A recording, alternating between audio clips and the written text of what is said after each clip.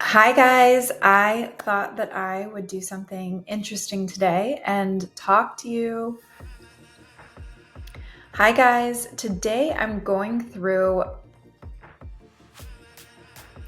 Hi guys, I'm going to spend some time this week going through the different experiences that I've had building brands and startups over the past, 6 or 7 years. I've been in marketing for about 20 years.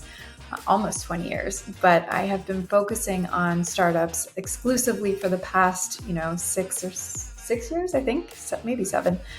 And I've had a lot of great experiences. So this first session, I'm going to talk about a company I worked at for a few years called Invoice2go. Invoice2go was one of the first, if not, it might have been the first billing app in the App Store, invoicing app. So basically, what you could do is you could easily text an invoice and get paid from your phone. And it had a couple of features attached to those core features, but it was really well known for invoicing. And it was used by small businesses in about 178 countries when I came on.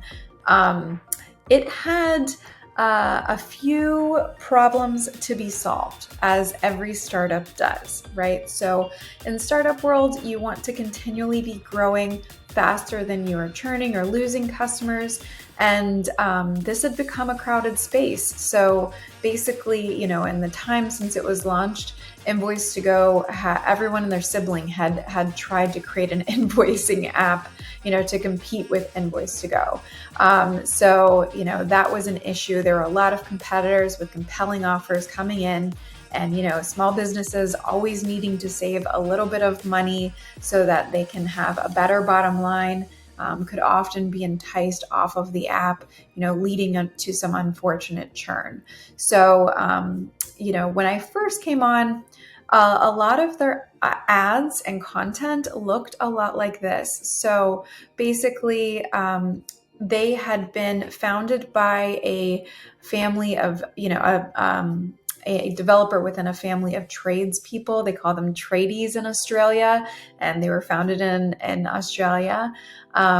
So a lot of their content, a lot of their ads, a lot of their photography focused on the tradesperson. So if you worked in construction, if you worked in roofing or plumbing, or you had some other craft, that you had mastered with your hands, and that was your business, that is where Invoice2go is focused. This is actually from a photo shoot that I directed when I first came on.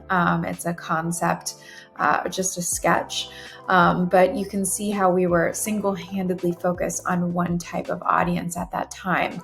And we were, putting our heads together to come up with, how can we start growing our customer base? How can we start responsibly growing into different areas? And what we noticed is, obviously people want to see themselves in your product, and they want to see people who look like them. And we were missing a lot of potential customers by only focusing on people who worked in this area, which was predominantly male, and it was, a great area. These are really profitable businesses typically, but we wanted to expand beyond that so that we could serve more people. So the first thing that we did was we did a rebrand. We had an agency partner for this rebrand, but the rebrand focused on showing more types of individuals running small businesses from different backgrounds, different trades. We made the entire brand a lot more fun, but we also made sure that we were appealing to different people and representing diverse groups of people in everything from videography to photography, to customer stories, etc. So we had a specific focus on that. So, not only was it more visually appealing, it actually had a bit more substance. So, if you can imagine, we took this and amplified it in every way that we possibly could. So not only did the app, we were doing a lot of work on the app at this time to make sure the product could be the best that it was the best that it could be, and that it was, really listening to customers and addressing their concerns. But we also invested in content and communities in a way that Invoice2go had never invested before. So, basically we decided to start amplifying typically underrepresented groups. So the first thing that we did was we put a specific emphasis on female founders. So women, and specifically women of color, were the fastest growing group of entrepreneurs in America at that time. And we wanted to make sure that they were heard and seen, and that they had all the resources that they needed to be successful. So we invested in developing content and communities for women by women. And again, this had nothing to do with our product. If you think of it that way, we weren't trying to cram our product down anyone's throat. We were just finding ways to add value to a potential customer group. We were going above and beyond to support them. And we were having fun doing it, quite frankly. We really dove in head first, and we were, doing everything that we could to make this as fun of an experience for everyone as possible. We did things like launched a podcast. We interviewed 100 female founders across the globe. So we saw that at the end of this experiment where we created this, there was no end to the experiment, but when we reached our measuring point of this experiment, we, appealed to more women. We were getting noticed by more women, more female founders. We saw an uptick in consideration from that group that made a difference for the company. And we had successfully changed the reputation of Invoice2go from being an app that was only used by people in more trades positions or construction industry positions to people who were from all different walks of life. Another community that we invested heavily in was the creative trades. So there is a rise in creative freelancers that we noticed, and they weren't really considering our app. And again, it's because we had honed in on and focused on that one demographic. So we were completely ignoring and maybe even alienating this other demographic of potential customers.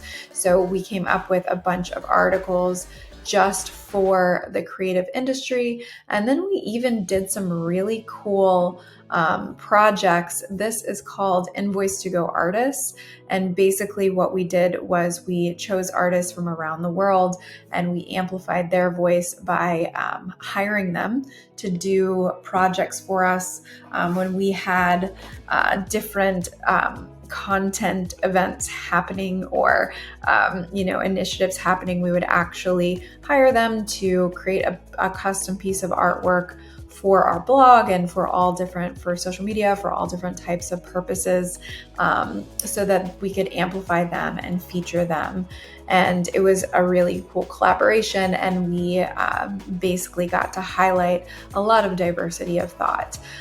While we were doing all of this, while we were creating this demand ecosystem, which focused on providing extra value to our potential customers or potential customer groups, we focused a lot on creative project recycling, if you will. I like to talk about this in terms of squeezing all of the juice out of the orange. So every single time that we would invest time developing a narrative, customer story, quality blog, performance blog, we would think about, okay, what are all of the formats that this could take? How can we create several pieces out of this one effort or initiative? And how can each of these pieces be appropriate to the platforms on which we're sharing them and compelling and interesting there? Yes, of course, we wanted to drive traffic back to our site. We wanted to drive product consideration. We had a great product education system being built on the other end, but we also wanted to change we wanted to create positive brand equity and change the opinion that small business owners all over the world of any walk of life had of our brand as a more inclusive brand and a company that looked out for everyone. So we made sure that we repurposed our content as much as possible so that we were squeezing all of the juice out of the orange, and not just in a cheesy way where we're reformatting the same piece, but we really thought about how do we really get the most out of this and create a piece that feels like it was made for that platform. Then we looked at our community growth, and we, actually we had a lot of good word of mouth from people. People loved coming on the podcast. They loved being involved with our brand. They loved being featured. And, you can't understate the value of word of mouth. So slowly but surely, we started to change the tide, and people from all walks of life in all different industries who own small businesses saw themselves in our brand and our product. So after all of this cool content was going out, we created this ecosystem. We were really a forward-thinking brand that appealed to many different business owners. We actually were acquired by Bill.com. So Invoice2go is now a Bill.com company, and it was a happy acquisition. Obviously, this is one of the biggest tech companies in the world, and it was awesome to have built something that was cool enough and valuable enough in the market that Bill.com was interested in acquiring us. So that was awesome. And now, as you can see, Invoice2go is a Bill.com company.